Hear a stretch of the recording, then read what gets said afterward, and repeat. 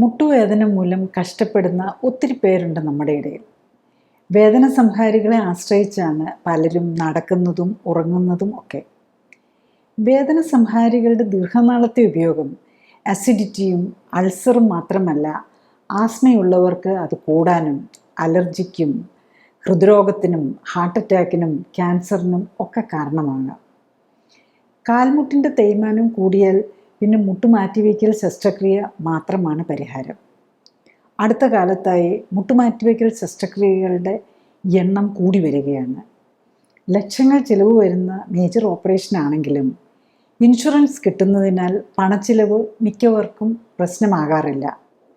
പക്ഷേ ഓപ്പറേഷൻ്റെയും അനസ്തീസിയുടെയും അപകട സാധ്യതകളും ഓപ്പറേഷന് ശേഷമുള്ള ഫിസിയോതെറാപ്പിയും വേദനയും ഒക്കെ സഹിക്കണം. സാധാരണയായി അമിതവണ്ണക്കാർക്കാണ് ഇത്തരം ഓപ്പറേഷൻ വേണ്ടി വരുന്നത്. മിക്കവർക്കും പ്രഷറും ഷുഗറും ഹൃദ്രോഗവും ഒക്കെ ഉണ്ടാവും. ഇത്തരം ആരോഗ്യ പ്രശ്നങ്ങൾ ഉള്ളവരിൽ അനസ്തീഷ്യയുടെയും ഓപ്പറേഷൻ്റെയും അപകട സാധ്യത കൂടും. എന്താണ് ഈ മുട്ടുവേദനയ്ക്ക് കാരണം?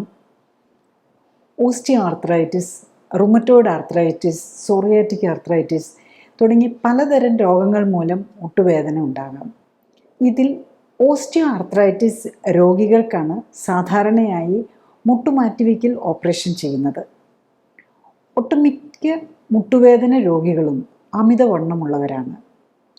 ഇവർക്ക് മുട്ടുമാറ്റിവെച്ചാലും 8-10 വർഷം ആകുമ്പോൾ അസ്വസ്ഥതകളും വേദനയും ഒക്കെ വീണ്ടും ഉണ്ടാകാനും സാധ്യതയുണ്ട്. അമിതവണ്ണം കൃത്രിമ മെറ്റൽ നിർമ്മിത സന്ധികളുടെ ആയുസ്സും കുറയ്ക്കും.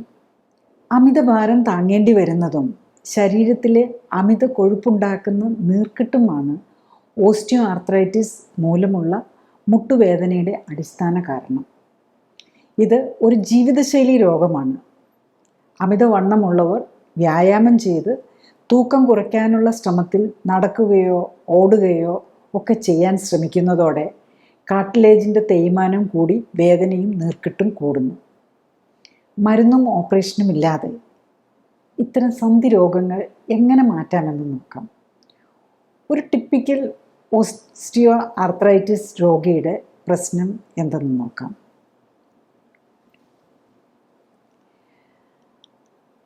66 വയസ്സുള്ള ലേഡി ഷുഗറിനും പ്രഷറിനും മരുന്ന് കഴിക്കുന്നുണ്ട്. ഷുഗർ കൺട്രോൾ അല്ലാത്തതിനാൽ ഇപ്പം ഇൻസുലിൻ ഇഞ്ചക്ഷനും വയ്ക്കുന്നുണ്ട്. വേദന കാരണം ഒട്ടും നടക്കാനാകുന്നില്ല. മുട്ട് മാറ്റി വെച്ചാലേ പറ്റൂ എന്നാണ് പറഞ്ഞിരിക്കുന്നത്. ഷുഗർ കൺട്രോൾ ആക്കിയിട്ട് വേണം ഓപ്പറേഷൻ ചെയ്യാൻ. 76 കിലോ തൂക്കമുണ്ട്. പൊക്കം 155 സെൻറ്റിമീറ്റർ. 20 കിലോ തൂക്കം കുറയ്ക്കണമെന്ന് പറഞ്ഞിരുന്നു. നടക്കാൻ പറ്റാത്തതിനാൽ വ്യായാമം ചെയ്യാനോ വെയിറ്റ് കുറയ്ക്കാനോ കഴിയുന്നില്ല. എനിക്ക് ഓപ്പറേഷൻ പേടിയാണ്. പലർക്കും ഓപ്പറേഷൻ പേടിയാണ്. അപ്പോൾ ഓപ്പറേഷന് പോകുന്നതിന് മുമ്പ് ഡെഫിനറ്റ്ലി നമ്മൾ കൂടുതൽ കാര്യങ്ങൾ ഓപ്പറേഷനെ കുറിച്ച് അറിയുകയും കൂടി ചെയ്യേണ്ടതുണ്ട്. സാധാരണയായിട്ട് നമ്മൾ ഒരു ഓപ്പറേഷന് മുമ്പ് ഇതൊരു കുറച്ച് കോസ്റ്റ്ലി എക്സ്പെൻസീവ് ഓപ്പറേഷനാണ്. അതുപോലെ തന്നെ അമിതവണ്ണവും പ്രഷറും ഷുഗറും കൂടെ ഉള്ളപ്പം പലപ്പോഴും പല റിസ്ക് ഫാക്ടേഴ്സും കൂടുതലായിരിക്കും. പിന്നെ ഈ ഓപ്പറേഷൻ കഴിഞ്ഞു കഴിഞ്ഞാലും നമ്മൾ ആ ഓപ്പറേഷനിൽ എന്താ ചെയ്യുന്നതെന്ന് ചോദിച്ചു കഴിഞ്ഞാൽ മുട്ടിൻ്റെ മുകളിലത്തെയും താഴത്തെയും ജോയിൻറ്റ് മാറ്റി, അതായത് ആ അസ്ഥിയിൽ മാറ്റി അതിന് പകരം ഒരു ആർട്ടിഫിഷ്യൽ ജോയിൻറ്റ് അതിനിടയിൽ ഫിറ്റ് ചെയ്യുകയാണ് ചെയ്യുന്നത്. അപ്പോൾ അവിടെ ഒരു മേജർ ഓപ്പറേഷനാണ് ശരിക്കും പറഞ്ഞു കഴിഞ്ഞാൽ. അത് കഴിഞ്ഞ് കഴിഞ്ഞാൽ നമ്മൾ ഓപ്പറേഷനൊക്കെ കഴിഞ്ഞ് സക്സസ് ആയാലും ഒരു ഫിസിയോതെറാപ്പി ചെയ്ത് വേണം അതിനകത്തുനിന്ന് ഓവർകം ചെയ്യാനായിട്ട് ആ പെയിൻ. അപ്പോൾ ആ ഫിസിയോതെറാപ്പി ടൈമും എല്ലാം ഏകദേശം ഒരു 12 ആഴ്ച, മിനിമം 3 മാസമെങ്കിലും വേണ്ടി വരും. അത് പിന്നെ നമ്മളൊരു നടക്കാവുന്ന ഒരു സ്റ്റേജിലെത്താനായിട്ട്. ഈ പേഷ്യൻറ്റിനെ സംബന്ധിച്ചിടത്തോളം അവരുടെ മേജർ പ്രശ്നം ശരിക്കും പറഞ്ഞു കഴിഞ്ഞാൽ ഒബേസിറ്റിയാണ്. ശരിക്കും 20-25 കിലോ ഓവർ വെയ്റ്റ് ആണ്. അപ്പം ഈ ഓവർ വെയ്റ്റ് മുഴുവൻ നമ്മളുടെ ജോയിൻറ്റിനാണ് ബുദ്ധിമുട്ടുണ്ടാക്കുന്നത്. അതായത് ഏറ്റവും കൂടുതൽ ഭാരം താങ്ങാൻ നമ്മുടെ കാലാണല്ലോ നമ്മുടെ ഭാരം താങ്ങേണ്ടി വരുന്നത്. അപ്പം ഈ ഭാരം കണ്ടിന്യൂസ് ആയിട്ട് വരുമ്പോൾ അവിടെയുള്ള ആ കാർട്ടിലേജിന് വരുന്ന ഡാമേജാണ് ഈ ഓസ്റ്റിയോ ആർത്രൈറ്റിസിലേക്ക് പോകുന്നത്. ഇത് 1-2 ദിവസം കൊണ്ടൊന്നും വരുന്നതല്ല, വർഷങ്ങൾ ഇങ്ങനെ പോയി കണ്ടിന്യൂ ചെയ്ത് പലപ്പോഴും അതിൻ്റെ ഇടയിൽ എന്ത് സംഭവിക്കും എന്ന് ചോദിച്ചു കഴിഞ്ഞ് കഴിഞ്ഞാൽ വെയിറ്റ് കുറയ്ക്കാനായിട്ട് എക്സസൈസ് ചെയ്യാൻ നോക്കും. അപ്പോൾ ഈ ഡാമേജ് കൂടും, അപ്പോൾ ഇൻഫ്ലമേഷൻ കൂടുതൽ വരാൻ തുടങ്ങും, അപ്പം നീർക്കെട്ടും കൂടും. അപ്പം പിന്നെ അത് ആ ഇൻഫ്ലമേഷൻ കൺട്രോൾ ചെയ്യാൻ പറ്റാതെ വരുന്നതാണ് ഇതിനകത്തേക്ക് അത് പ്രോഗ്രസ് ചെയ്യാൻ വരുന്ന കാര്യം. പിന്നെ ചിലപ്പോൾ എന്താണെന്ന് ചോദിച്ചു കഴിഞ്ഞാൽ ചിലപ്പോൾ ഒരു ആക്സിഡൻറ്റ് പോലെ അല്ലെങ്കിൽ മുട്ടിനൊരു തേയ്മാനം ഒന്ന് ഇടിക്കൽ പോലെയോ എവിടെയെങ്കിലും തട്ടുകയോ അല്ലെങ്കിൽ ഒന്ന് വീഴുകയോ ഒക്കെ ചെയ്യുമ്പം ആ കാർട്ടിലേജിനോ അല്ലെ ആ ജോയിൻറ്റിനോ വരുന്ന ഡാമേജ് വീണ്ടും ഈ ഇൻഫ്ലമേഷൻ അഗ്രവേറ്റ് ചെയ്യാൻ കാരണമാകും. പിന്നെ അതിനെ പിടിച്ച് നിർത്താൻ പറ്റാതെ വരുമ്പോഴേക്കുമാണ് അത് കൂടുന്നത്. മിക്കവാറും നമ്മൾ എന്താ ചെയ്യുന്നതെന്ന് ചോദിച്ചാൽ വേദന സംഹാരി ആദ്യം കഴിച്ച് നോക്കും, അത് കഴിഞ്ഞിട്ട് ജോയിൻറ്റിൽ എക്സ്റേ എടുത്ത് നോക്കും. അപ്പോൾ അവിടെ ഓസ്റ്റിയോഫൈറ്റ്സ് ഉണ്ട്, അല്ലെങ്കിൽ കാർട്ടിലേജ് ഡാമേജ് ഉണ്ട്, അല്ലെങ്കിൽ ചെറിയ ബ്രേക്സും പൊട്ടൽ പോലെ വന്നിട്ടുണ്ട് എന്നൊക്കെ ആയിരിക്കും റിപ്പോർട്ട് വരുന്നത്.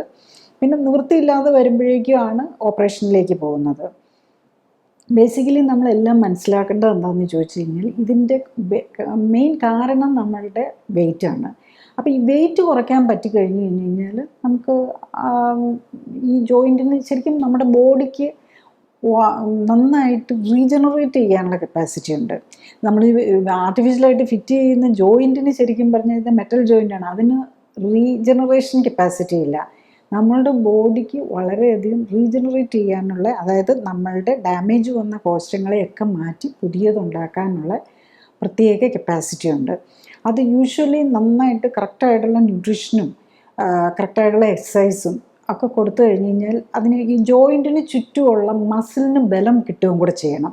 അപ്പം മാത്രമാണ് ഈ കാർട്ടിലേജിലേക്ക് പോയുള്ള പ്രഷർ, അതായത് മുകളിലത്തെ അപ്പർ ബോഡിയുടെ പ്രഷർ താഴത്തെ ബോണിലെ കാർട്ടിലേജിലേക്ക് പ്രസ് ചെയ്യുകയാണ്. അപ്പോൾ ഈ രണ്ട് ജോയിൻറ്റും കൂടെ മുകളിലത്തെ ബോണും താഴത്തെ ബോണും കൂടെ പ്രഷറൈസ് ചെയ്യുമ്പോഴാണ് ഈ തേയ്മാനം വരുന്നത്. അപ്പം നമ്മൾ ഇപ്പം മിക്കവാറും ഇങ്ങനെയുള്ളവർക്ക് കൊടവയറായിരിക്കും, അപ്പർ ബോഡിയിലായിരിക്കും വെയിറ്റ് മുഴുവൻ നിൽക്കുന്നത്. അപ്പം ഈ വെയിറ്റ് കുറയ്ക്കാൻ പറ്റിക്കഴിഞ്ഞ് കഴിഞ്ഞാൽ ബോൺ കറക്റ്റായിട്ടുള്ള ന്യൂട്രീഷനും കിട്ടിക്കഴിഞ്ഞ് കഴിഞ്ഞാൽ ഈ കാർട്ടിലേജിനാണേലും ബോണിനാണേലും ഒക്കെ ഹീൽ ചെയ്യാനുള്ള കപ്പാസിറ്റി ഉണ്ടാകും. അപ്പം അത് നമ്മൾ യൂട്ടിലൈസ് ചെയ്യുകയാണ് ചെയ്യേണ്ടത്. ശരിക്കും നമ്മൾ കറക്റ്റായിട്ടുള്ള ഒരു നോക്കുകയാണെങ്കിൽ ഒരു 3 മാസം കൊണ്ട് ശരിക്കും പറഞ്ഞാൽ ഒരു 10-20%. അപ്പം ഈ ഇത് ഇവർക്കാണെങ്കിൽ നമുക്ക് ശരിക്കും ഒരു 15 kg 20 kg ഒന്നും കുറയ്ക്കാൻ പറ്റിയില്ലെങ്കിലും നന്നായിട്ട് ശ്രമിക്കുകയാണെങ്കിൽ ഒരു 15 kg ഒരു 3 മാസം കൊണ്ട് തന്നെ കുറയ്ക്കാൻ പറ്റും. അപ്പം അതിനുള്ളിൽ തന്നെ ഈ 3 മാസം വേണം ഒരു ഓപ്പറേഷൻ കഴിഞ്ഞ് കഴിഞ്ഞാലും നടക്കാനുള്ള സ്റ്റേജ് എത്താൻ. അപ്പം യൂഷ്വലി സാധാരണ ഇങ്ങനത്തെ പേഷ്യൻസ് നന്നായിട്ട് കറക്റ്റായിട്ട് നോക്കുകയാണെങ്കിൽ ഒരു 3-4 കിലോ ഒക്കെ ചിലർ ഒരു 10 ദിവസം കൊണ്ട് തന്നെ കുറയ്ക്കാൻ പറ്റുന്നുണ്ട്. അപ്പം 10-15 ദിവസം ആകുമ്പോൾ തന്നെ വലിയ കുഴപ്പമില്ലാതെ നടന്നു തുടങ്ങാൻ പറ്റും. 3 മാസം ആകുമ്പോഴേക്കും അവർ ആ അസുഖത്തിൽ നിന്ന് തന്നെ പോകും, അവരുടെ ജോയിൻറ്റും അവിടെ ഉണ്ടാവും, ഒരു പ്രശ്നമില്ലാതെ മാറ്റാൻ പറ്റുന്നതേ ഉള്ളൂ.